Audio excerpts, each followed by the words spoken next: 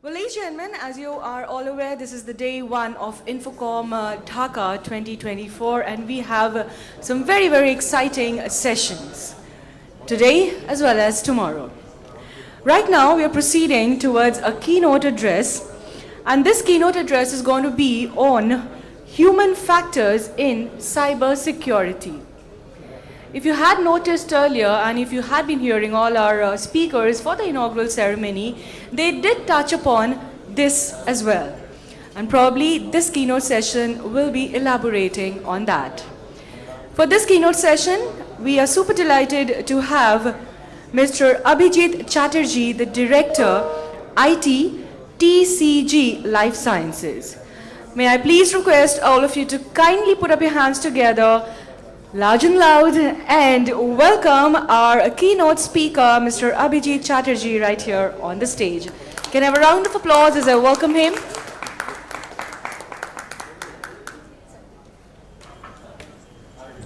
Hi, evening.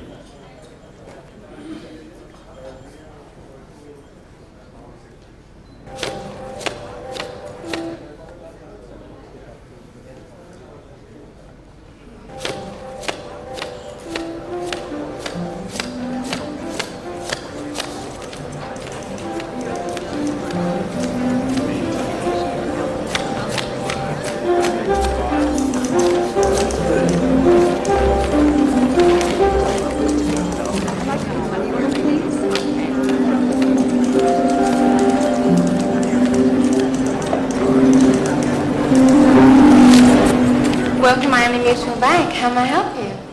My name is Frank Taylor. I'm a co-pilot at Pan Am. I'd like to cash this check here, and then I'd like to take you out for a steak dinner.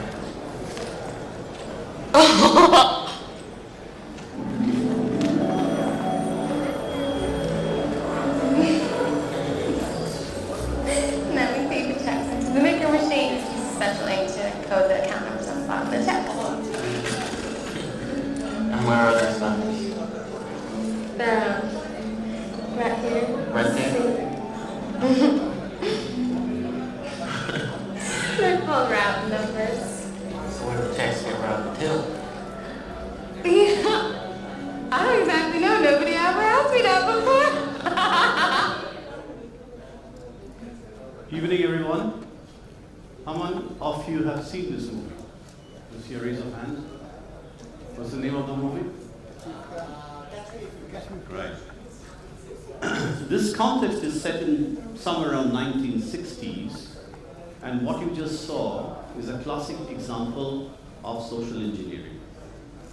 So what DiCaprio or Frank Abagnale was actually doing is extracting information of the banking system.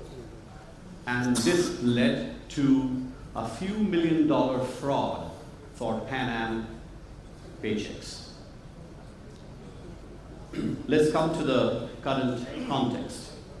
I'll try to speak to you about human risk management. Over the period of, or rather since COVID time, if we see, there's been a significant amount of spend in cybersecurity. Yet, the threat vectors keeps on going. There is an element which, over the period of years, have sort of remained unnoticed, and that's the human element. So I'll try to talk to you about that human element today.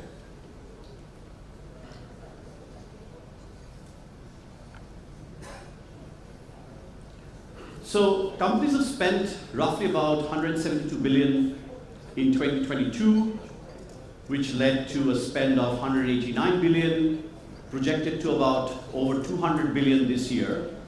Yet, the breaches in cybersecurity is going at an unprecedented rate. The human factors, or the experts calculate, so to say, has accounted for 74% of the breaches in the last year in 2023. And in comparison to that, 2.7 billion was spent on security awareness and training across the globe. Whether it's tool, whether it's internal training, workshops, everything accounted for. So cybersecurity is not just a technology problem, as I articulated to you a few minutes ago. It's actually a people problem. Well, personally, that's the way I actually look at it. Yet, 1.6% of the budget is actually focused on human and learning and awareness. And as I just showed you, 74% of the breaches caused by human fallacy or human negligence.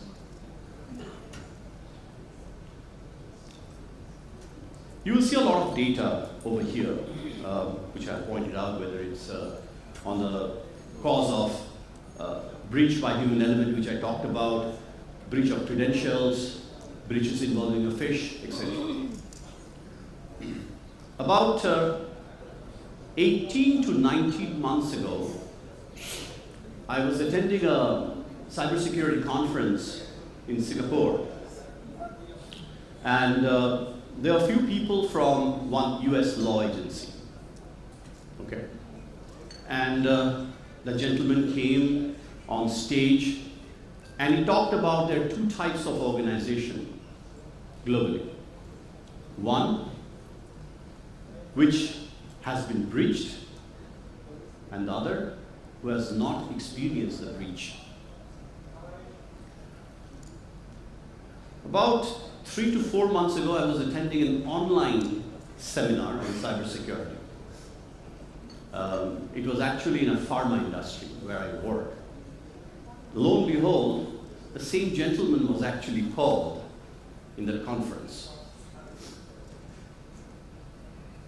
And he started with the same statement: there are two types of the organization. And in my mind, I was thinking, well, 18 months ago, I've actually heard it, and he's going to repeat the same thing. So he said, there are two types of organization. One that has been breached, and the one that does not know that they have been breached. You feel the pain of breach when it occurs to you. What if you do not even know the breach has actually happened?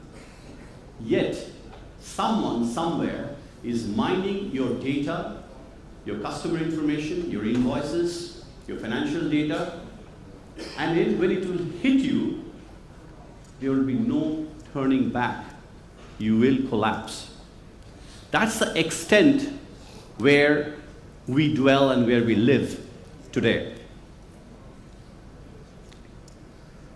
So we are seeing an element of, or a human element, that is increasingly becoming a larger part of the risk landscape.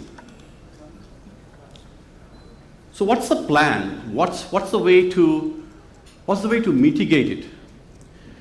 Every time we hear about a breach, something new happens, some new threat vector comes in, and the challenge keeps on growing. You can keep on investing tools after tools, expensive tools, complex tools, and then you have to generate reports, and yet you get breached. And in between everything that is happening in your organization, there is this one element which is not often looked after. People who are generating the report, people who are actually passing the transactions, people who are actually doing the configurations. It's always us. And any fallacy on our part can lead to a breach at any given point of time. Let's have a quick interaction session.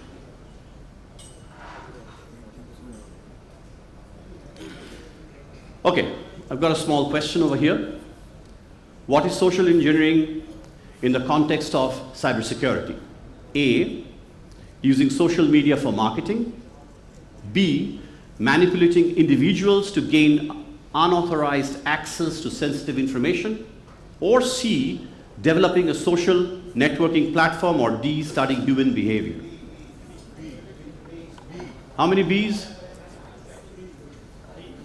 Lock kiya jaye? B?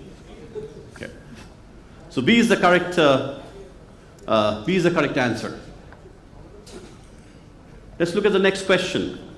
What is the primary goal for social engineering network? To spread malware, to gain unauthorized access to systems and sensitive information, to disrupt network services, or to encrypt files for ransom? All? B. And all. There is no option all, but since you said all, so we'll go with B and all. So let's see the answer.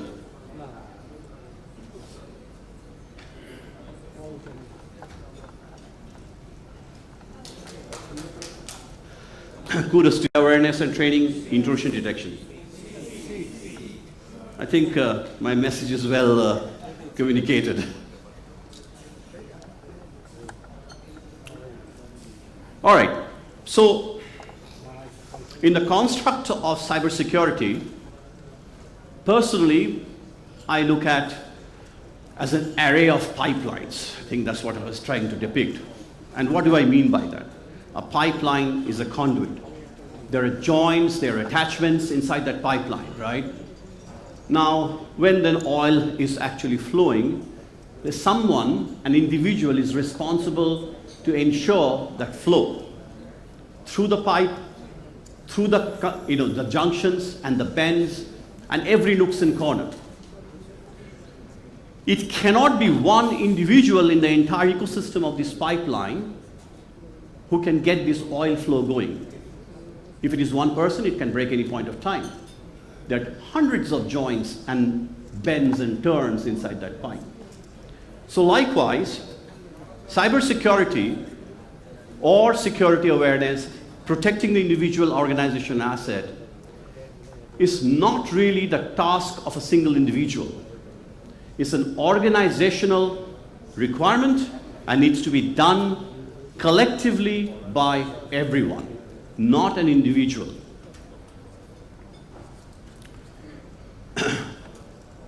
So, there's various experiments people are actually doing across the world. I'll show you a very quick video, and I think I might actually run a couple of minutes over time, but let me try to play a small video, and it actually will show you how glaringly scary this social engineering, social media actually is. Facebook page, we give you the free hot drink and a free pastry. We have a new line for Damien. We have a new line for Damien. Standing by. Hi there, can I help? Yeah, just liked your Facebook page. Okay, I'll search Facebook now and Google phone number. Email address. Okay, Chloe, are you ready? Information on Damien. Yeah. Mother's maiden name is he's going to win. What's your name? Nicholas. Nicholas, his date of birth, 7th of May. He lives at 38A. Just pick up a second. 2 children, aged 4 and 6. Previous address. He's not going. Yeah, got it. Damien, a 26th fitness instructor. Bruce goes to UCL, Mark's went to South Thames College, assistant psychologist at Great Ormond Street.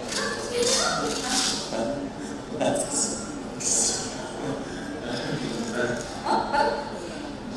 Oh yeah, we know everything about you, Martin. Thank you.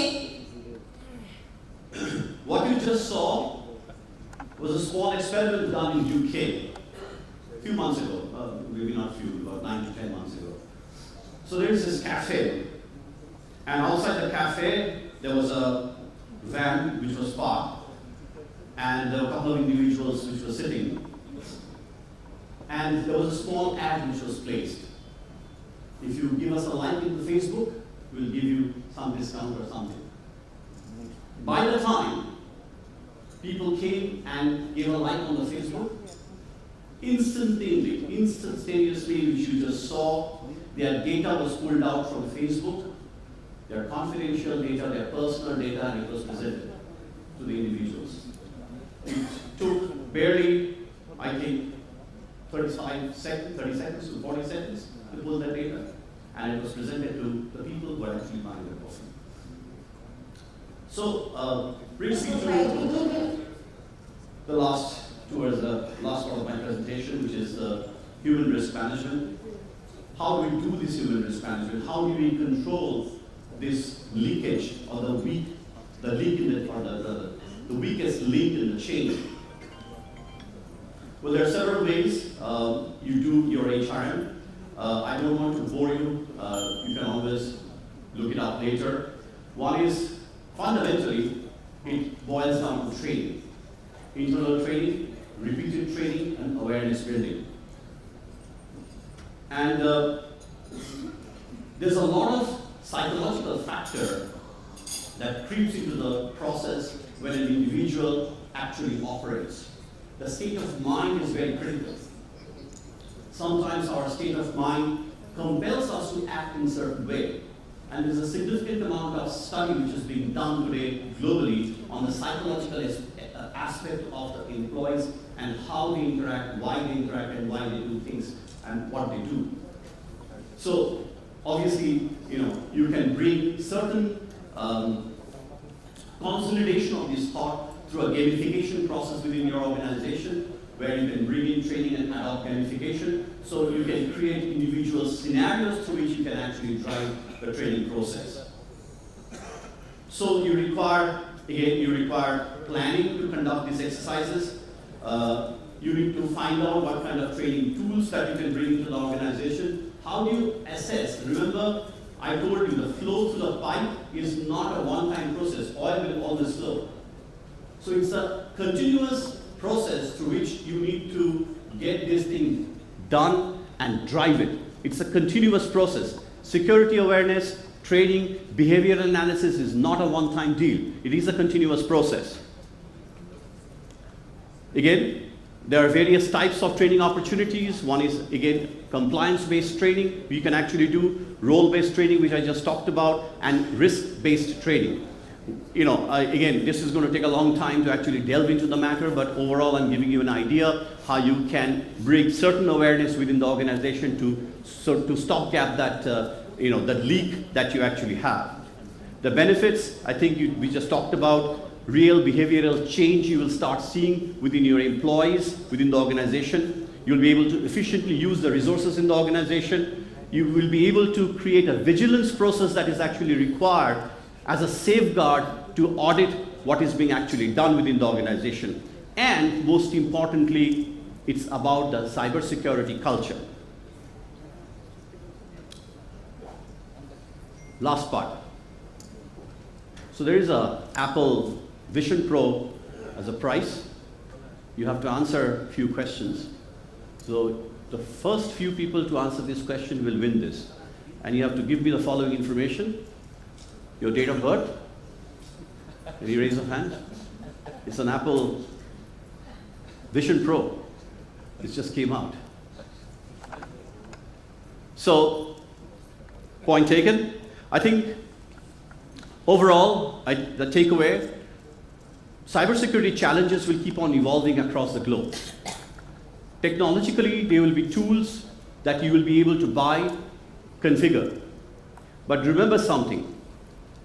The person that you're working with, working for, they will always have a human element inside that process.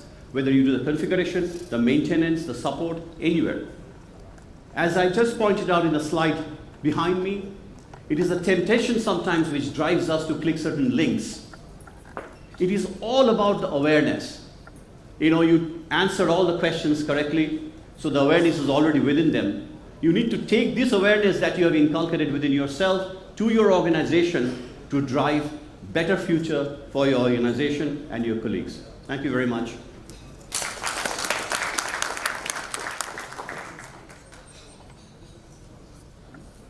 Well, thank you so much, Mr. Chatterjee. This was actually very interactive and informative as well.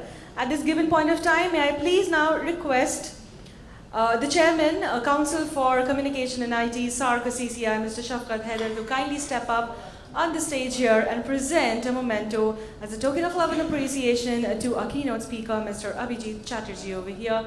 A round of applause, ladies and gentlemen, especially those who literally enjoyed this session with all the interactions happening and those small clips, which in a way taught us how to be careful.